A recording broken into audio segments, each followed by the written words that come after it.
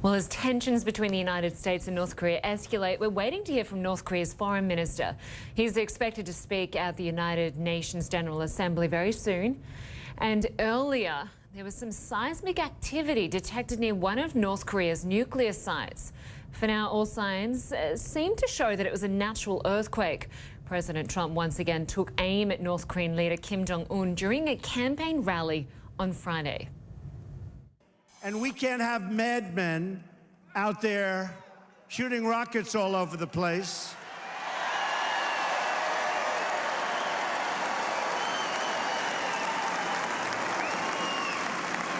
And by the way, Rocket Man should have been handled a long time ago.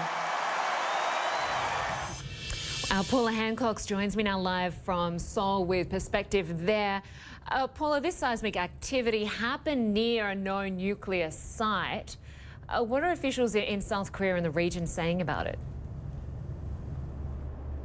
Well, Linda, at this point, we've heard from the Korea Meteorological Administration, and they say they do believe that it was a natural occurrence, but they say it was only about 6 kilometres or just over 3.5 miles from the exact spot where that 6th nuclear test was carried out by North Korea. So really incredibly close in that Punggye-ri site area.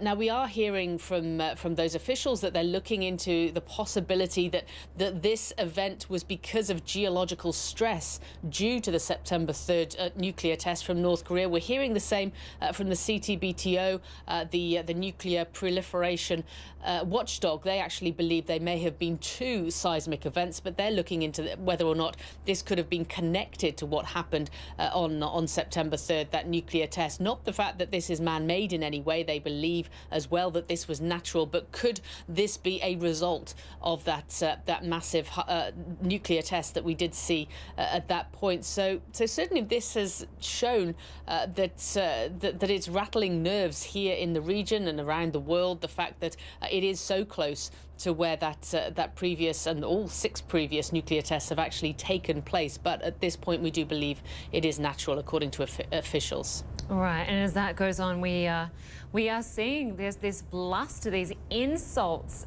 being exchanged between the leaders of the US and North Korea. You've been covering the Korean Peninsula for such a long time. Have you ever seen these sort of attacks between the leaders of these 2 countries? Well, Linda, we've never seen a direct response from Kim Jong-un, the North Korean leader. This is what's new here, apart from the fact that before US President Donald Trump came to power, we didn't see a US president personally attacking the North Korean leader either. But Kim Jong-un on Friday morning, local time, actually in state-run media, you have that photo of him looking into the camera, what appears to be a statement that he has read out. It's all in the first person. It's a direct attack on Donald Trump, the US president. This we have not seen before.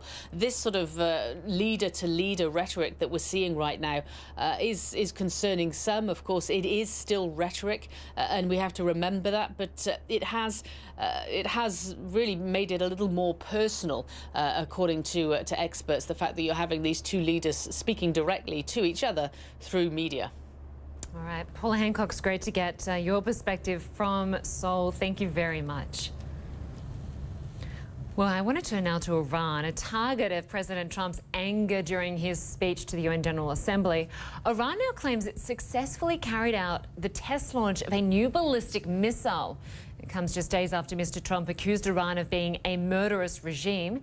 Wedeman has the latest on the new weapon being shown off by Tehran. Iranian television Saturday showed the launch of a new medium-range ballistic missile, the Haram-Shar, just days after U.S. President Donald Trump warned that Iran's missile program could lead him to scrap the 2015 nuclear deal negotiated by the Obama administration. State media quoted the head of the Iranian Revolutionary Guard's aerospace division as saying the missile, the Haram-Shar, has a range of 2,000 kilometers or about 1,250 miles and is capable of carrying multiple warheads.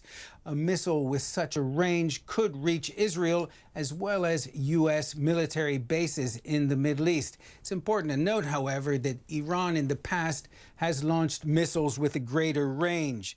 Iran insists that its missile program is strictly for defensive purposes and that its missiles are not designed to carry nuclear warheads. Significantly, its missile program is not covered by the 2015 nuclear deal, which was negotiated with the 5 permanent members of the UN Security Council, plus Germany. President Trump, who has repeatedly threatened to scrap the nuclear deal in the past, has warned that he believes that Iran in the future could fit its missiles with nuclear warheads. Responding to the American president, Iranian President Hassan Rouhani, speaking at the UN General Assembly, said in his words, "It will be a great pity if this agreement were to be destroyed by rogue newcomers to world politics." I'm Ben Wedeman, CNN, reporting from Tokyo. Well, for more on all of this, I want to bring in CNN Global Affairs correspondent Elise Labbot, who joins us now from New York. Elise, good to have you with us. I want to start with Iran. As we just heard in Ben's piece, this missile that they launched is capable of reaching Israel and Saudi Arabia. Is this Iran simply flexing its muscles in response to President Trump's speech and an attack at the UN and the threat to tear up the Iran nuclear deal? Well, I think that's exactly what it is, because if you think about it, there's all this talk about the nuclear deal and how Iran's ballistic missile program is in violation, and its tests are in violation of the, quote, spirit of the deal. Now, the ballistic missile test was not in the Iranian nuclear deal.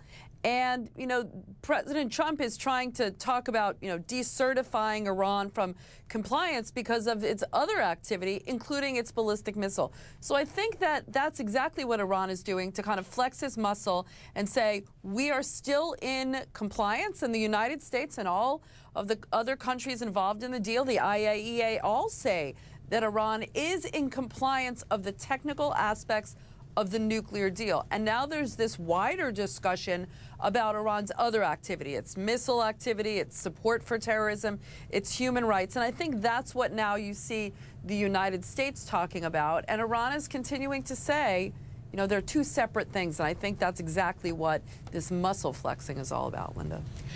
Elise, I want to turn now to North Korea. At the UN, President Trump also mocked and belittled the leader of North Korea. And now we're seeing this war of words. Is there a risk that that will cut off any last hope of getting North Korea to the negotiating table? Well, I certainly think there is a risk, and you see this getting very personal between Kim Jong-un and President Trump. I mean, it used to just be about North Korea and the United States, and now you have these two leaders trading personal insults. And I have to say, for Kim Jong-un to put out a statement in his name talking about the U.S. president is really unprecedented. And I think the problem is they're both kind of backing themselves into a diplomatic corner. And also, with President Trump and these threats, you really never know what's going to set Kim Jong-un off, because he's so unpredictable and erratic. And you don't know which of these threats are going to kind of have him launching another missile that could perhaps get out of control. I don't think we're going to see, as the North Korean foreign minister has threatened, North Korea launching a hydrogen bomb into the Pacific. We don't even know that they could do that. But certainly the more this ramps up, it gets harder for, you know, both sides to get to the table. It certainly does. Elise Labbot, good to have you with us from New York. And of course, just to remind our viewers, the North Korean foreign minister will be speaking at the UN pretty shortly, in the next hour or so, and we will bring you that live when it happens. Well, still to come on CNN Newsroom, President Trump takes on professional sports, why basketball stars like LeBron James are slamming him on Twitter. And the president's travel ban has hit some major legal roadblocks. We're going to revisit that again. The details are next.